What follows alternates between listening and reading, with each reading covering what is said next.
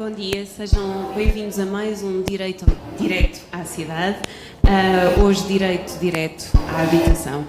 Pedimos desculpa deste pequeno atraso, mas foi pelo melhor dos motivos, foi porque o diálogo com a cidade continua e, portanto, os nossos convidados vêm em direto em seguida de uma reunião com a secção regional Norte da Ordem dos Arquitetos. Estiveram a falar de urbanismo, de habitação, de muitas das coisas que vamos falar aqui. Agradeço a presença, a disponibilidade e, numa manhã tão atarefada, Manuel Pizarro, Fernanda Rodrigues e o professor Carlos Guimarães. Nós já temos várias perguntas, porque estiveram à espera há algum tempo, e, portanto, sem muito mais demoras e aproveitando ter não só o nosso cabeça de lista, o nosso candidato principal, mas tendo pessoas da lista bastante promissores neste projeto que agora se inicia. Começamos tendo uma campanha promissora com a pior das perguntas, mas a pergunta que promete uma resposta. Quais é que são os problemas que a habitação no Porto tem? Quais é que são os desafios que vão ser enfrentados?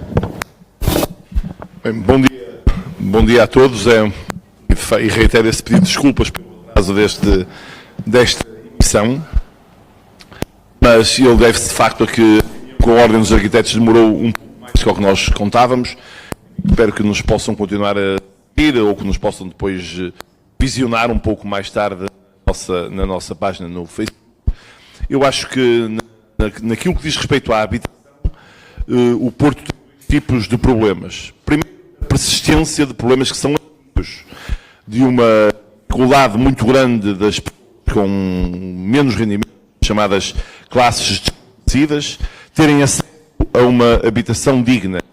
E isso faz com que seja tão importante manter o programa público de habitação, aquilo que vamos chamar habitação social, e que tem que continuar com mais insistência e com melhoria excessiva da qualidade desse programa. Eu tenho orgulho do trabalho na Câmara Municipal neste momento. Acho que nós marcamos uma requalificação da habitação pública com grande ambição e com grande qualidade, desde logo com uma grande aposta na eficiência energética para melhorar o conforto das famílias, reduzir a despesa com energia elétrica que pesa tanto no orçamento destas pessoas, mas precisamos também de novas políticas, porque hoje a cidade tem um problema seríssimo de especulação imobiliária, ligada em larga medida ao sucesso económico do turismo, e nós precisamos de uma resposta para esse problema. O mercado de arrendamento, que já era escasso, desapareceu. Pelo menos desapareceu o mercado de arrendamento que as pessoas, enfim, de rendimentos médios podem aspirar a utilizar. Hoje um T1 no Porto custa 600 euros, um T2 custa 700 euros ou mais. Isso faz com que a maioria das pessoas estejam afastadas do mercado de arrendamento. Nós precisamos de ter uma resposta para as pessoas das classes desfavorecidas, mas também para as pessoas das classes médias que ambicionam continuar no Porto ou ambicionam regressar ao Porto. E isso é visível no que diz respeito ao... Portanto, não há nenhuma dúvida que há um vastíssimo espaço para um programa de habitação pública no Porto. Muito obrigada. E seguindo este rumo, eu gostava de perguntar à professora Fernanda Rodrigues, a professora que nós conhecemos não só pelo trabalho que desenvolveu na própria Câmara do Porto, mas por todo o estudo. A sua professora é doutorada em Serviço Social, é consultora da Comissão Europeia para vários planos, e para os planos nacionais também da Ação para a Inclusão, e como o Dr. Pizarro dizia há alguns dias, não é por acaso que é a nossa candidata a vice-presidente da Câmara do Porto. Esta ideia de uma resposta social transversal, esta ideia da habitação como um direito humano universal, qual é o papel da autarquia neste quadro? Muito obrigada. É uma questão pertinente porque, tradicionalmente, tem-se pedido às autarquias a gestão da habitação social. Julgo que isto é uma imensa restrição relativamente ao papel das autarquias. E, portanto, imagino que uma autarquia, e temos propostas para isso, que nenhuma habitação é indiferente ao papel da autarquia. Quer seja dos grupos mais desfavorecidos, quer seja das classes médias, quer seja de todo o resto da habitação. Porque tudo isso faz parte de regulação da cidade. Eu diria que, do ponto de vista da habitação, se há direito universal que pode configurar-se no exemplo, esse de facto é o da habitação. E é o da habitação também por uma outra razão. É que não há nenhuma confusão, a não deve haver, entre habitação e movimento. E, portanto, não estamos a falar exclusivamente do lugar onde se mora. Estamos a falar de todo o ambiente que rodeia. E isso é seguramente uma marca que pode fazer a diferença no entendimento do que é a habitação numa cidade. E aí não vejo entidade mais próxima, e até diria com maior responsabilidade para o fazer, do que uma autarquia. E a Câmara Municipal do Porto, deste ponto de vista, e dado o passado que tem de intervenção nesta área, seguramente não vai começar do zero. Mas vai ter que, do meu ponto de vista, enfatizar muito, digamos, outras dimensões para além do mero alojamento. Renovar as condições de vizinhança, as unidades de vizinhança, tirar muitos dos bairros da situação em que estão de afastamento relativamente ao que é central na cidade. É um projeto que eu sei, é difícil, não é impossível, é exigente e julgo que tem condições para ser concretizado.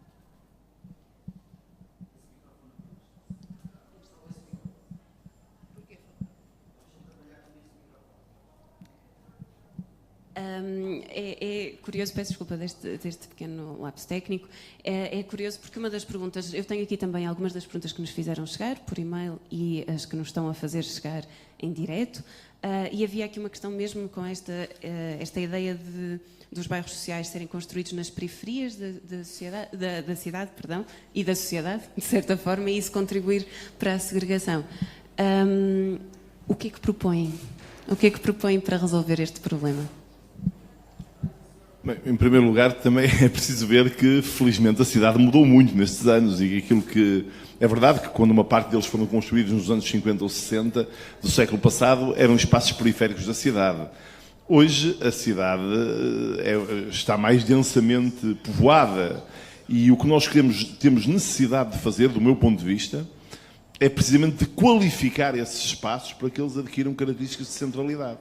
Isto é, nós precisamos de melhorar as vias de acesso, precisamos de melhorar os equipamentos, precisamos de transformar, de construir cidade a partir da pré-existência. A cidade não pode, o Porto não pode prescindir dos seus bairros de habitação pública.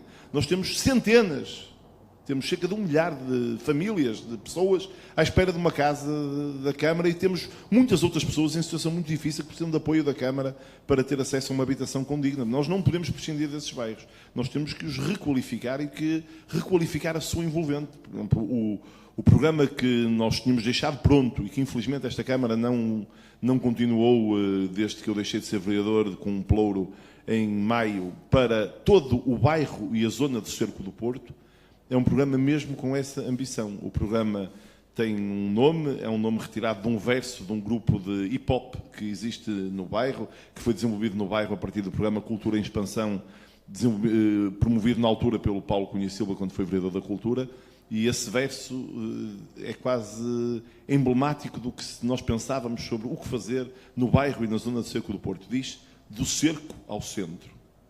E a ideia é fazer um programa que é não apenas de requalificação das casas, que bem precisam ser requalificadas por fora e por dentro, mas também de construção de novas vias de acesso, de novos equipamentos, de uma unidade de residência autónoma para pessoas de uma certa idade e com problemas de dependência que garantisse acesso por elevadores e os confortos da vida moderna, de olhar para a envolvente do bairro, para a necessidade de construir o novo centro de saúde de Campanhã, utilizando uma antiga escola de voluta, enfim, olhar para todo o espaço circundante e verdadeiramente fazer com que os bairros continuem a ser espaços de residência, sejam espaços de residência mais qualificados, mas sejam sobretudo cidade. Obrigada. E nesta linha da requalificação, da adaptação, não podíamos ter melhor pessoas do que um dos maiores peritos nacionais, o diretor da Faculdade de Arquitetura, professor catedrático, professor Carlos Guimarães. Quais são os desafios para a habitação que encontra neste projeto e o que é que o alicia, em que caminho vai? Muito bom dia. Obviamente que é com muito gosto que participo neste debate.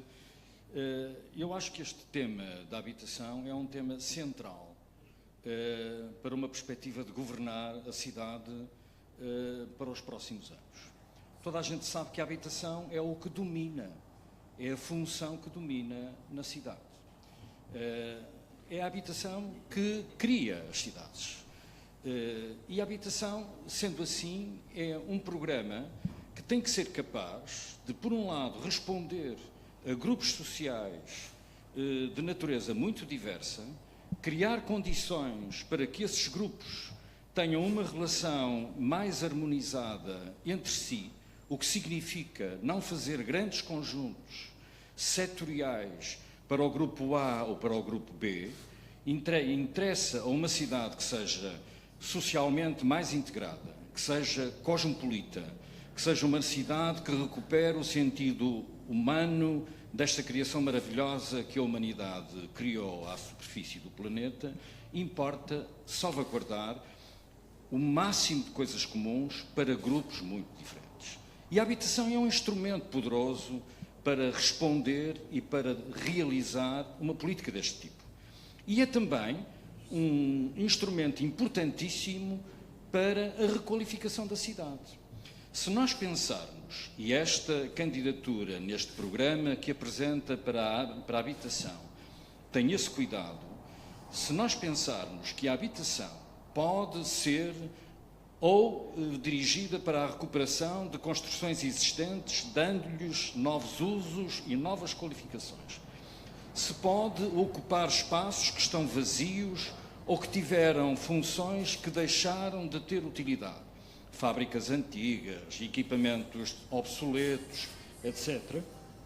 Se nós pensarmos que a reocupação dessas áreas urbanas pela habitação só é efetivamente desejável se, para além da habitação, os espaços públicos, os transportes, os equipamentos associados, a criação de condições globais para uma qualidade adequada da vida urbana, o programa de habitação, no fundo, pode ser visto como um motor de uma requalificação diversa em variadíssimos lados da cidade. E isto é muito importante para, de uma vez por todas, se pensar que, particularmente no Porto, se tende a ver a continuidade das políticas de habitação de uma forma completamente diferente, criando outro tipo de requalificação, outro tipo de condições de convivência entre toda a gente que vive e trabalha e que circula na cidade, de uma forma global. Eu também acho que aqui a velha noção, como dizia, ou estava claro na resposta do Dr. Manuel Pizarro, a noção de periferia-centro, neste momento no Porto, não tem grande sentido. A cidade, em rigor, tem no Porto o coração e a alma histórica da ocupação deste território, mas ela estende-se para concelhos limítrofes. E todas estas questões têm que ter uma clara estratégia e uma clara política, como é apresentado neste programa, como exemplos daquilo que pode ser feito e tido e depois ser reconhecido como desejável, e isso é um aspecto altamente positivo do programa que é colocado aos munícipes que vão votar no próximo dia 1 de outubro. Não é? E muito entusiasmante e apaixonante esta ideia da maior construção humana ser esta noção de cidade.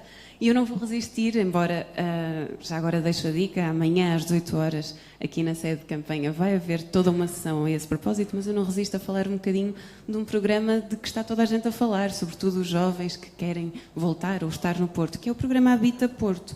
O que é exatamente o programa Habita Porto? Quais é que são os pilares? Como é que isto vai funcionar? O programa Habita Porto pretende dar resposta a um dos problemas mais dramáticos que nós identificamos hoje na cidade, que é a inexistência de casas para alugar a preços aceitáveis para a maioria das pessoas. Ora, como é que nós conseguimos resolver esse problema? Do nosso ponto de vista, isso precisa de um programa público. Nós não podemos encarregar os privados de resolver os problemas das políticas públicas. Os problemas das políticas públicas, por definição, resolvem-se com uma política pública. No Porto, quem tem a obrigação de a conduzir é a Câmara Municipal do Porto, e é mesmo por isso que nós queremos liderar a Câmara Municipal do Porto. É para dirigir políticas públicas destinadas a resolver os problemas da cidade, o que quer dizer das pessoas. Ora, o que nós pretendemos é conseguir colocar casas disponíveis com renda acessível para as classes médias. O que é que quer dizer renda acessível? Um T1, 275 euros. Um T2, 325 euros. Um T4, 400 euros. Para termos uma ideia de que valores é que estamos a falar. E precisamos de muitas dessas casas, senão não vai haver mercado. Precisamos, na nossa ótica, num mínimo de 3.000 casas. E têm que ser disponibilizadas num período de tempo relativamente curto. Isto é, não adianta dizer que vamos ter 3.000 casas em 20 anos. As pessoas precisam da casa agora. Podem arranjar uma solução transitória para daqui a 1 ou 2 anos. Não podem esperar 20 anos pela sua decisão de onde é que vão morar, onde é que vão constituir família, onde é que vão conseguir autonomia na sua vida individual. E por isso, a solução que nós encontramos, que eu considero que é muito engenhosa, mas que foi construída com a participação de arquitetos, por exemplo, o arquiteto Carlos Guimarães e outros, o arquiteto Nuno Grande, que está aqui a acompanhar-nos na assistência, com engenheiros, com economistas, é uma solução que visa disponibilizar os terrenos que a Câmara Municipal tem ou que são fáceis de adquirir pela Câmara Municipal, e essa é a única despesa pública, são os terrenos, e depois fazer concursos, estabelecer programas de construção para esses terrenos, e quando falo de construção, noto que não estou apenas a falar da construção das casas, dos prédios, estou a falar da via pública, do espaço público, dos equipamentos, de tudo o que tem que ser cidade, além da habitação, ou que dá sentido à qualidade de vida nessa habitação, e fazer concursos em que privados podem concorrer para construir essas casas. Como é que serão pagos os privados? De duas formas. Por um lado, 30% da capacidade construtiva pertence-lhes, fica posse desses privados. Nos outros 70% é que teremos as tais casas com renda acessível. Nessas casas com renda acessível haverá uma concessão. Os privados são responsáveis pela manutenção, mas também receberão as rendas durante os 30 anos dessa concessão. As casas serão ocupadas por famílias que se inscrevem em concursos da Câmara do Porto e são sorteadas. Portanto, não há nenhum problema de transparência ou falta de transparência. Haverá um sorteio público que atribuirá essas casas a famílias que têm rendimentos médios. Não estamos a falar das famílias que têm rendimentos muito baixos. Essas continuarão a poder concorrer para as casas de renda social da Câmara. Nem estamos a falar, naturalmente, de quem tem rendimentos muito altos, que tem alternativas no mercado de habitação. Esses não precisam desse programa. Nós precisamos dos parceiros privados, porquê? Porque é a única maneira de conseguir, num espaço de tempo de 4 anos, ter 3.000 casas disponíveis. Estamos a falar de 250 milhões de euros de investimento. A Câmara talvez os pudesse juntar. Eu tenho ouvido essa crítica. Talvez pudessem ser investimento da Câmara, mas se a Câmara gastar 250 milhões de euros nisto, não vai requalificar a habitação social, continuar a requalificar casas para as pessoas regressarem ao centro histórico, lançar um programa de regeneração das ilhas do Porto e fazer muitas outras coisas que a Câmara tem que fazer na cidade. É uma escolha. Este programa será feito assim para que os recursos financeiros da Câmara possam ser utilizados em muitas outras coisas do que a cidade também necessita.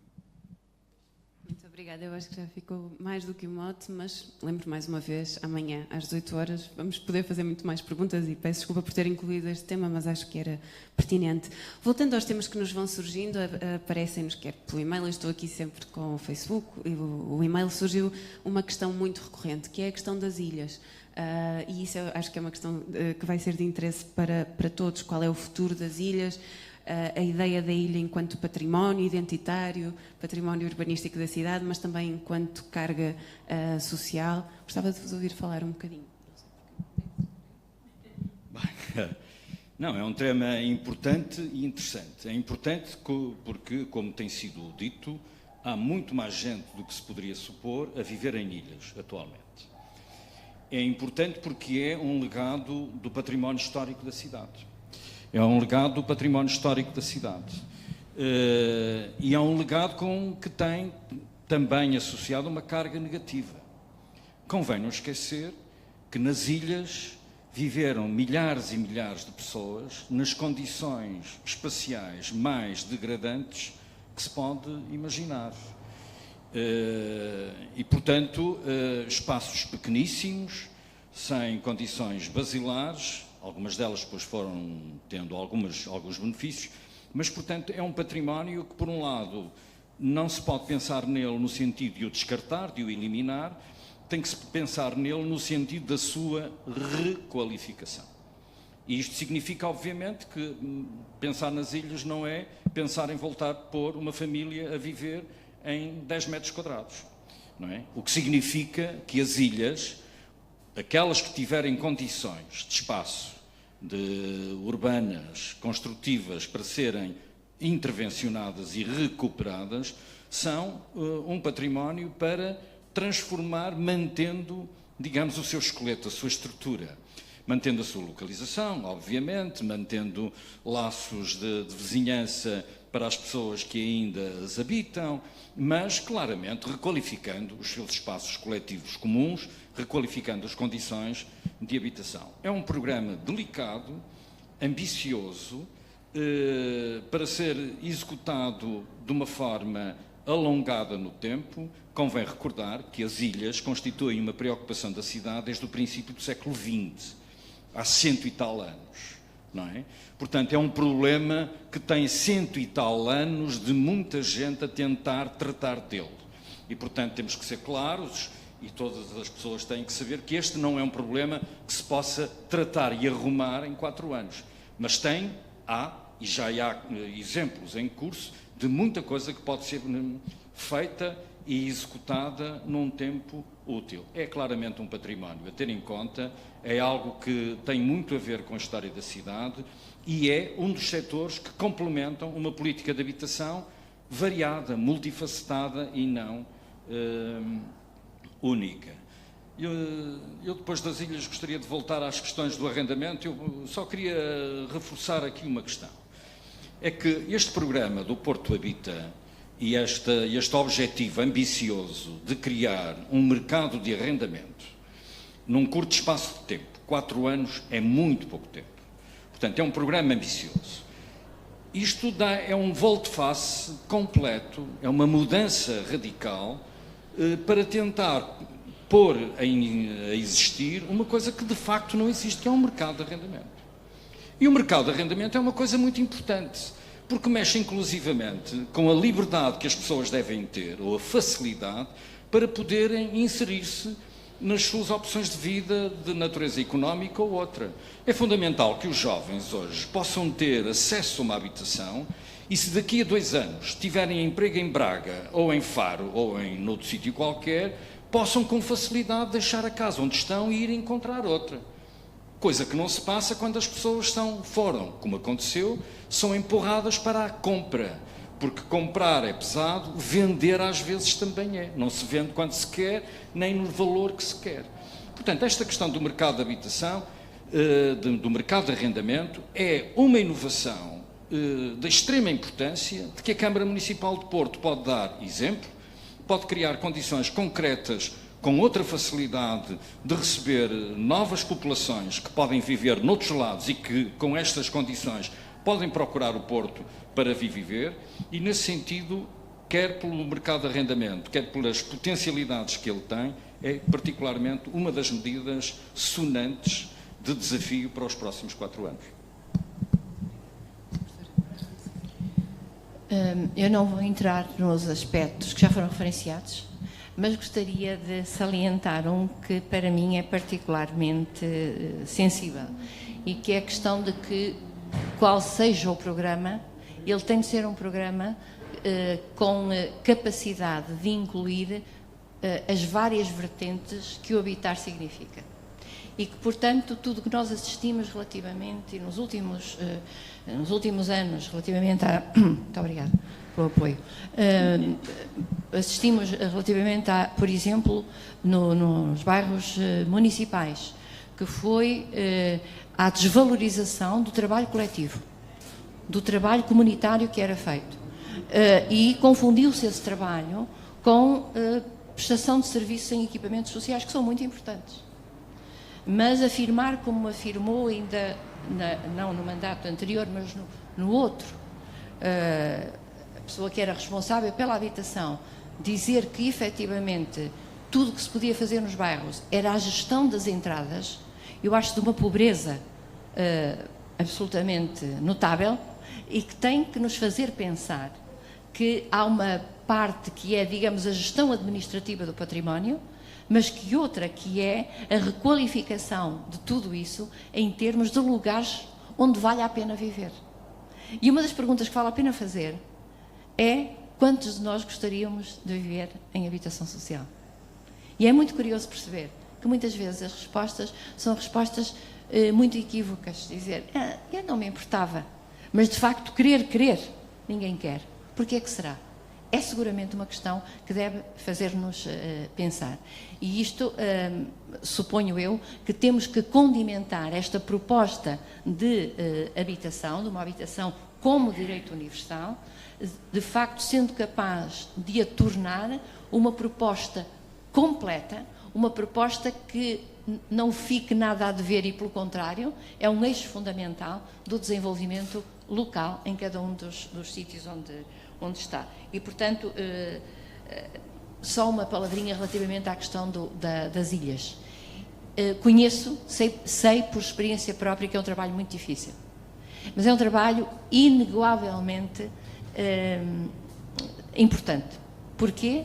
Porque aí se exerce verdadeiramente o poder negocial com as pessoas, a capacidade de ouvir as pessoas muito proximamente e, ao mesmo tempo, a possibilidade de ir fazendo cidade à medida também que é o anseio das pessoas. Porquê? Porque são unidades que têm uma dimensão, que é uma dimensão, digamos, trabalhável deste ponto de vista, diferentemente do que foi feito, do meu ponto de vista, e mal, em muitos dos aglomerados da habitação social. E, portanto, eu proponho para a cidade, do meu ponto de vista, não uma política de habitação social, acho que isso não existe, mas uma política social de habitação, que é uma coisa bem diferente e que é uma coisa que tem que envolver muito mais do que a capacidade de alojamento.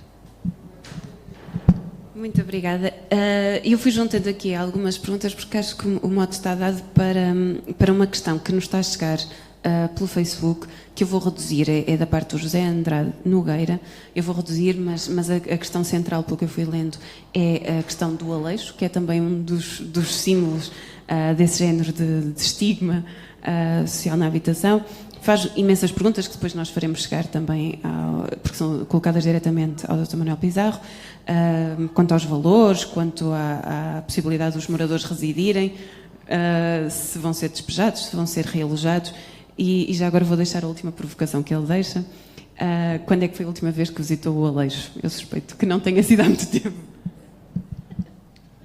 Vamos ver, eu estive sempre em desacordo com a maneira como foi montado o programa do Aleixo pela governação anterior, pela Câmara presidida por Rui Rio.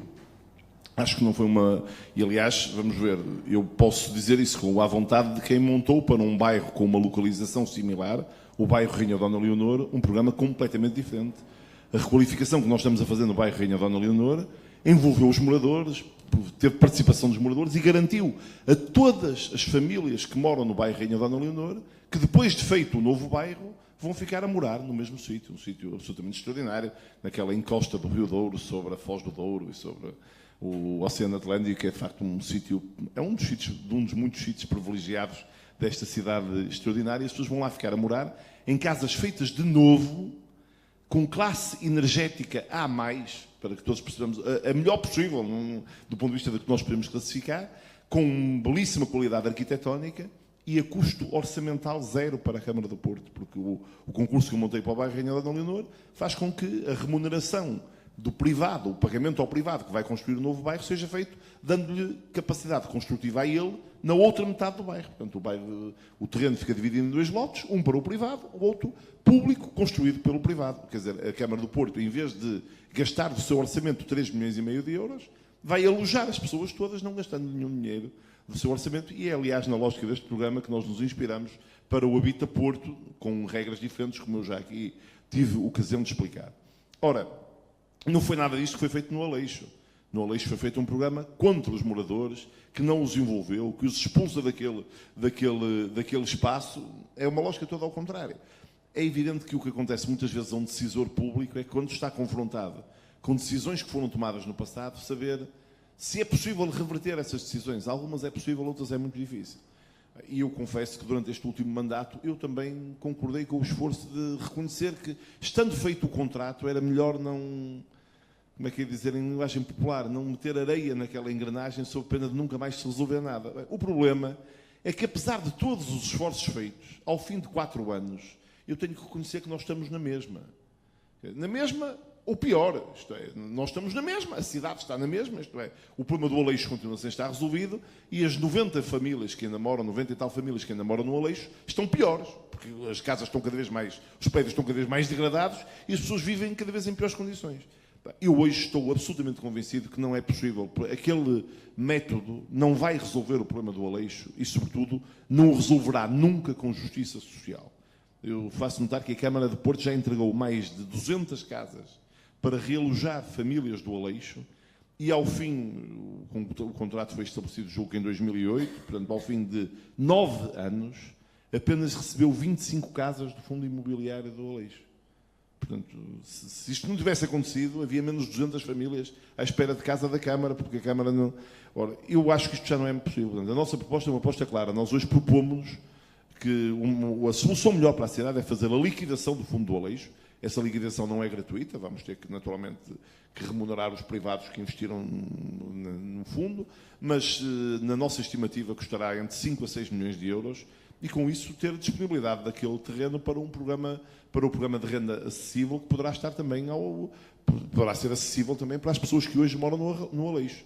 A ideia será que essas pessoas sejam envolvidas nisso e que sejam realojadas tanto quanto possível nos espaços onde elas prefiram ser realojadas, na medida do que for possível, falando com elas, repito, e envolvendo-as e tendo uma conversa clara com elas. Acho que hoje não é possível imaginar a reabilitação daquelas torres. A degradação ultrapassou o que torna economicamente aceitável reabilitar aquelas torres e temos que imaginar uma nova construção naquele espaço, só que a nova construção vai ser feita para todas as classes sociais e não apenas para quem tenha fortunas para poder comprar casas naquele espaço. Bem, 30% será para pessoas com mais rendimentos e o resto será para pessoas com outro nível de rendimentos. Eu conheço muito bem a realidade do Aleixo.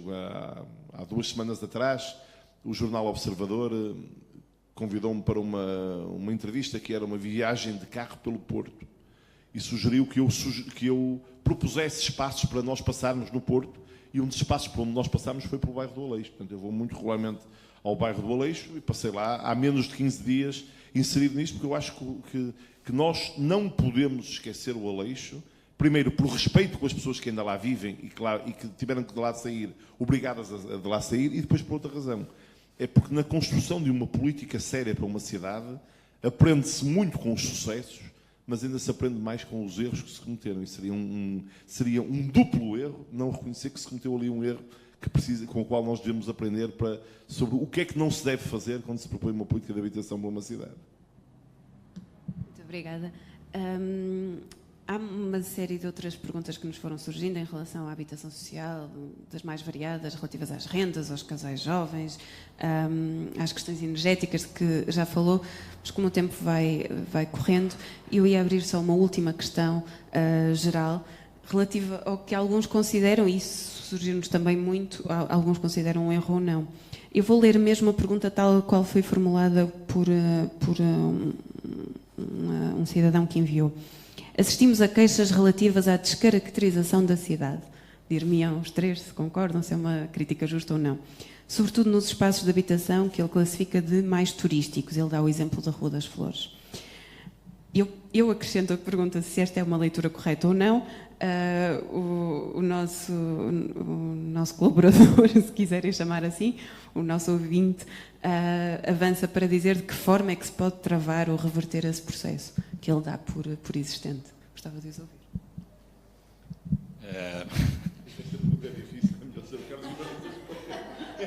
Não, a pergunta faz todo sentido, é uma pergunta importante e sabe-se que há muita gente que se interroga de forma semelhante relativamente a essa questão.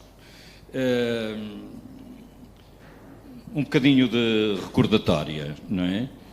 Se nos lembrarmos de como estava a cidade na Rua das Flores, Rua de Mãozinho da Silveira e outras ruas aqui na área em que a cidade cresceu até o princípio do século XX, a cidade estava praticamente sem ninguém, estava sem atividades económicas nesse tecido. Haviam alguns comércios antigos e a cidade estava completamente vazia. O grande desafio nessa altura era saber como é que se poderia revitalizar e pôr esta componente, este espaço alargado da parte mais antiga da cidade com novas ocupações. E é evidente, todos nós sabemos isso, que a classificação do Porto a património mundial, os sucessivos passos a seguir que projetaram a imagem do Porto para fora, a criação do metro e as novas condições de acessibilidade a partir do aeroporto de Sá Carneiro ajudaram a colocar o Porto no centro das atenções do turismo internacional. E esse turismo internacional é uma das componentes mais determinantes para o bom momento que a cidade atravessa neste momento. Esse bom momento passa por muita coisa. Passa pela criação de muitas pequenas empresas e de muitos postos de trabalho. Implica também muitas outras coisas. Implica modificações nos espaços, nos edifícios, onde se instala um restaurante, onde se instala uma nova loja, etc. Onde se instalam escritórios, etc. E agora, há muita maneira de fazer isso. O problema que estamos todos a ver é que estas modificações, em muitos casos, seguem de forma extraordinariamente interessante e pacífica. Noutros casos, há casos em que as soluções poderiam ser de outra forma. O grande desafio aqui é integrar a procura económica ou o tecido económico que o turismo alimenta com novas condições que traga para o centro do Porto, para o centro mais antigo, como o Dr. Manuel Pizarro tem referido, que traga novos habitantes, ou que já por lá passaram, ou outros que podem vir a passar, e que ponha e que discipline e que a cidade vá aprendendo com isto, no sentido de integrar isto e harmonizar aquilo que se procura. Porque temos que ter a consciência que hoje as cidades competem entre si em termos internacionais. E uma das fontes de competição é a procura internacional. Esse é um índice que mostra que a cidade está no mapa internacional e que é reconhecida internacionalmente como uma cidade segura, interessante, culturalmente ativa, com os equipamentos necessários para assegurar o bem-estar e a segurança das pessoas que a visitam, os hospitais, etc. E, portanto, isso são valias que o Porto conquistou ao fim de muitos anos e que não podem ser atiradas pela borda fora. Obviamente vamos ter, como também tem sido dito, a cidade tem que tratar esses problemas, tem que melhorar as questões da acessibilidade, tem que melhorar a limpeza urbana, deve rever e definir uma política de iluminação pública, iluminação no sentido base e iluminação decorativa, deve definir eventualmente e tratar ou estudar as questões da publicidade nas fachadas dos edifícios e deve, sobretudo, procurar fazer isso sem esquecer que todo este movimento do tecido económico tem que ser compensado com nova habitação, com novos habitantes a viver nestas áreas. E isto é uma questão absolutamente crucial. O desafio é grande, mas é um desafio que parte de um sentido muito positivo, que é a cidade voltar a ter vida própria, voltar a ter gente, voltar a ter empregos, voltar a ter pessoas a trabalhar, com tudo o que isto implica. Há muitos desafios pela frente, mas para isso é que o Dr. Manuel Pizarro se candidata a Presidente da Câmara do Porto.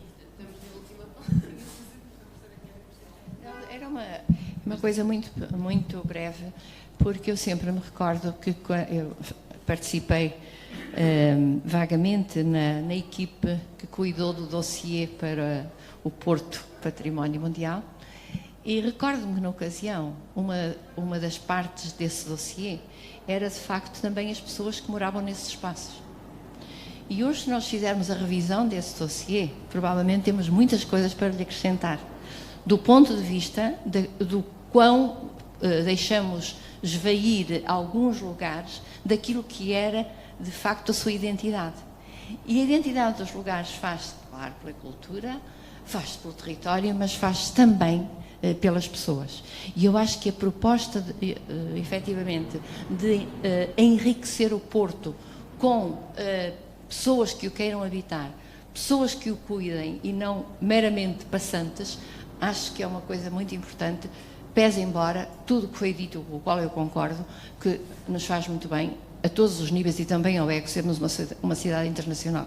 Mas temos que o ser, sendo efetivamente e também fortes do ponto de vista do que somos localmente e da capacidade que temos de fazer bem-estar, de o prezar e até de o exemplificar. Não nos fica mal. Muito bem, eu estou naturalmente de acordo com tudo o que aqui foi dito. Queria realçar 2 ou 3 pontos. Também na questão que diz respeito à habitação no centro histórico, à continuação da função habitação e à reabitação, com moradores antigos que foram empurrados para bairros periféricos, ou de novos moradores, de que o centro histórico também precisa, eu estou absolutamente convencido que tem que haver uma componente de política pública. Não vejo que seja de outra forma. Isto é, eu respeito o investimento privado. Uma cidade, um país não pode viver sem investimento privado. E nós precisamos muito que continue a haver investimento privado. Nós não podemos pedir a um investidor privado que rentabilize menos o seu investimento para resolver problemas de interesse público. Essa é mesmo a função do interesse público. Tem que ser a Câmara, tem que ser os poderes públicos a tratar dessa componente, a criar condições para que isso seja possível. E há uma parte que eu diria que é relativamente fácil, que aliás eu já comecei quando tinha funções na Câmara do Porto, que é recuperar os edifícios que são da Câmara Municipal do Porto e fazer com que as pessoas que foram empurradas para outras zonas da cidade, se quiserem regressar, possam regressar ao centro histórico. Regressaram até agora 30 e poucas famílias para as casas que estavam disponíveis e deixei prontos projetos para 17 edifícios que permitirão a outras 60 ou 70 famílias regressar. Eu acho que se nós usarmos todo o património que a Câmara tem e que outras entidades públicas, por exemplo a CERU, tem com este objetivo, nós conseguiremos no próximo mandato chegar a cerca de 350, 400 casas para esta função de reabitação do centro histórico. Depois há uma componente que eu diria que é mais arquitetónica, mais técnica, isto é, como é que é feita a reabilitação. Isto é, a reabilitação que é feita respeita os valores de preservação da identidade da cidade que são relevantes. Eu acho que, desse ponto de vista, nós temos que ter uma enorme ação, que é uma ação, por um lado, de sensibilização e de contributo para que os promotores privados percebam que as soluções respeitadoras do património são, muitas vezes, soluções que valorizam esse mesmo património e que não tenham a sensação que se deitarem tudo abaixo e fizerem apenas o chamado fachadismo, não é? A reabilitação em que só fica a fachada, muitas vezes perdem mais do que o que ganham e não há nenhuma dúvida que a cidade perde. E é evidente que numa altura em que há muito investimento e muito esforço de regeneração urbana, nós temos que estar mais atentos a isto, porque este é um problema que se coloca de forma mais aguda, de forma a manter a identidade da cidade. Mas eu quero realçar que, do nosso ponto de vista, do meu ponto de vista, o alargamento do turismo e das ofertas para turismo não são forçosamente inimigos da manutenção da identidade. E, aliás, a nossa obrigação é criar as condições para que se conjuguem, para que uma governação inteligente da cidade possa contribuir para que se conjugue essa oferta que é essencial à economia da cidade, à criação de emprego, à criação de empresas, ao investimento para a regeneração urbana, que isso se conjugue com a manutenção de uma cidade confortável para quem cá mora, aberta a quem cá quer morar e muito ciosa desta identidade tripeira que nos faz sempre sorrir quando pensamos nela, porque nós somos, de facto, uma cidade muito, muito ciosa desta nossa, muito justamente ciosa desta nossa identidade. Eu sei que nós não vamos conseguir responder a todas as perguntas que chegam pelo Facebook e pelo e-mail, isso já nos aconteceu a semana passada, mas o que eu posso assegurar é que vou responder a todos, pois porventura diretamente, por escrito, no próprio Facebook, ninguém ficará sem resposta com as perguntas mais fáceis e também com as perguntas mais difíceis, como aquela sobre o Aleixo, porque todos têm direito a uma resposta e um esclarecimento sobre a nossa posição, para que quando forem votar no dia 1 de outubro, saibam com o que é que vão contar e, sobretudo, saibam que podem, como sempre, contar com o Partido Socialista. Muito obrigada. E nesta ótica de abertura total e sem filtro e sem rede, nós estamos a ser seguidos não apenas à distância, mas também aqui, em presença, por algumas pessoas que querem também deixar algumas perguntas. Portanto, eu vou passar desde já ao Sr. Arquiteto. Bom dia. Queria cumprimentar o Manuel Pizarro e todos os concorrentes da sua lista e desejar-lhes as maiores felicidades. Eu queria, não é bem uma pergunta, é mais uma chega, porque tenho ouvido à esquerda e à direita algumas críticas a este programa Habita Porto, que eu acho que se deviam desmontar. A primeira crítica que se ouve é que o Manuel Pizarro está a propor é uma PPP, uma parceria público-privada, o que é verdade. Só que as parcerias público-privadas à partida não são más. Nós vamos para países como os países escandinavos, ou Holanda, ou Alemanha, e as PPPs também ao nível da habitação e sobretudo ao nível da promoção urbana funcionam. O problema é que nós temos aqui um estigma deixado por outras PPPs que nos impedem de ver para além desta questão. Aliás, como disse, a cidade foi sempre feita pela iniciativa privada. As cidades que mais gostamos no mundo foram feitas pela iniciativa privada, pela burguesia industrial e comercial que investiu na cidade. A nossa cidade do Porto é o resultado da iniciativa privada. Aliás, eu até acho esta separação público-privada demagógica, porque todos, quando compramos uma casa, ou vendemos uma casa, ou arrendamos a nossa casa, estamos a entrar no mercado privado da promoção imobiliária e do arrendamento. Portanto, todos também somos parte da sociedade civil privada. O que eu acho interessante neste programa é que, naturalmente, tenta-se encontrar aqui um equilíbrio entre quem tem capacidade de investir, portanto, aquilo que são os promotores imobiliários, e as mais-valias que o público, ou que o lado público pode vir a obter, conseguindo arrendamento justo para as famílias de classe média que estão à procura de habitar a cidade. Portanto, isto para dizer que me parece saudável incluir o mercado, incluir a promoção privada, porque foi sempre esse o processo de fazer cidade, ao longo da história humana. A outra crítica é de que se vão usar terrenos municipais para densificar a cidade e que esses terrenos deviam ser espaços públicos ou espaços verdes. É verdade que há talvez alguns bairros da cidade que mereciam ter mais espaços verdes na proximidade. Aliás, hoje no Jornal Público vem essa menção.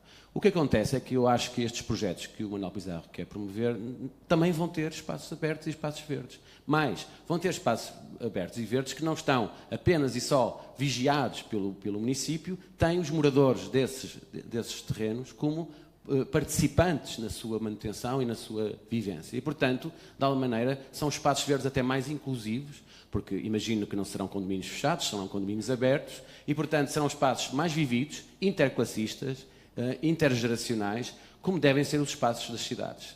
A ideia de parques morados, que só podem funcionar sob a vigilância da Câmara, e temos alguns, e são ótimos, não se pode generalizar pela cidade fora. Portanto, com isto dizer que, quer numa crítica, quer noutra, eu acho que o programa do Manuel Pizarro responde dizendo, não, claro, sociedades interclassistas, é nela que vivemos, infelizmente, ou felizmente para alguns, ou infelizmente para outros, a sociedade é multiclassista, não é monoclassista, e depois espaços abertos, naturalmente, porque esses bairros novos não serão, com certeza, apenas impermeabilizados por habitação. E, portanto, com isto, tentando desmontar aquilo que vamos ouvir, com certeza, nos próximos debates, hoje, à noite, na televisão e nos próximos, desmontar esta ideia de que somos contra qualquer coisa. Não, somos a favor da inclusão de tudo.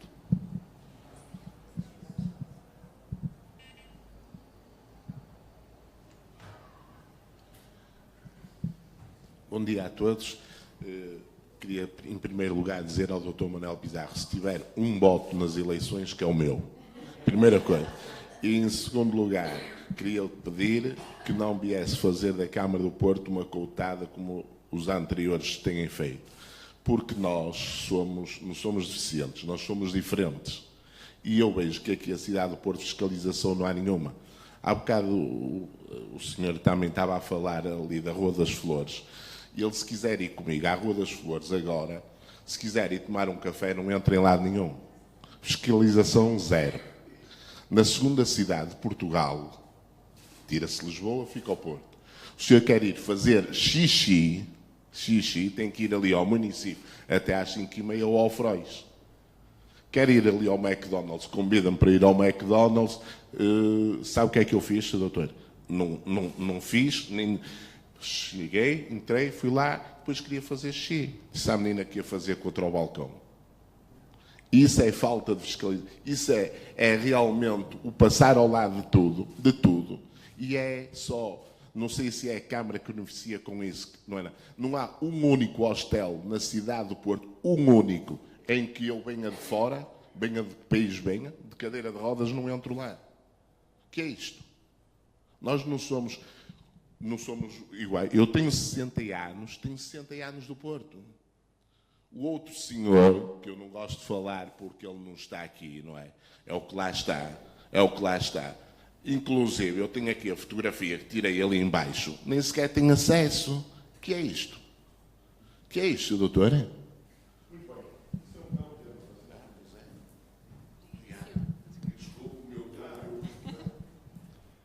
Eu, sem querer esgotar esse assunto, nós também já fizemos aqui um debate sobre essa matéria aqui nestas instalações. Eu acho que coloca o problema nos seus devidos termos, porque a questão é: o município tem que regular a cidade de forma a que todas as pessoas tenham acesso a ela. E eu diria aqui que nós nem devemos entrar naquelas loucuras do tipo de que todas as casas têm que ter instalações e acesso a cidadãos portadores de deficiência. Isso é uma loucura anti-económica, não é possível. Nem podemos deixar de garantir que os cidadãos portadores com deficiência têm acesso à diversidade da cidade. Na função habitação, na função restauração, na função hotelaria. E esse é mesmo o papel do município, é conseguir, por sensibilização dos parceiros, garantir que a cidade é utilizável. Mas é verdade que há problemas que parecem muito comezinhos, problemas muito pequeninos, que são problemas dramáticos para as pessoas. Nem é apenas o problema das pessoas portadoras com deficiência. Nos principais jardins públicos da cidade, onde pessoas de uma certa idade se juntam para jogar às cartas, sim, sei lá, os que têm assim mesmo grupos grandes, o Jardim do Marquês, o Jardim de São Lázaro, são assim sítios onde se juntam, não há sanitários públicos abertos. O que, evidentemente, põe um problema. Isto parece um problema muito pequenino, mas a cidade é construída de grandes problemas, às vezes difíceis de resolver, e, felizmente, de pequenos problemas que são bons de resolver. O problema de abrir os sanitários dos jardins públicos é um bom problema para resolver. Quando me perguntarem quais são as medidas para os primeiros 100 dias em que eu for Presidente da Câmara, uma boa de dizer é essa, é que abrir as instalações sanitárias é uma coisa boa de se fazer, porque de facto não há lógica nenhuma em que isso não esteja disponibilizado às pessoas. Bem, muito obrigado.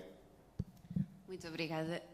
Eu agradeço uma vez mais a todos os que nos acompanharam. Ficou a promessa de que mesmo aquelas perguntas que eu não consegui incluir terão resposta. Agradeço muito a todos os que estiveram presentes, aos nossos convidados, e reforço uma vez mais, amanhã às 18 horas, aqui na sede de campanha na Avenida dos Aliados, o Habita Porto em maior detalhe.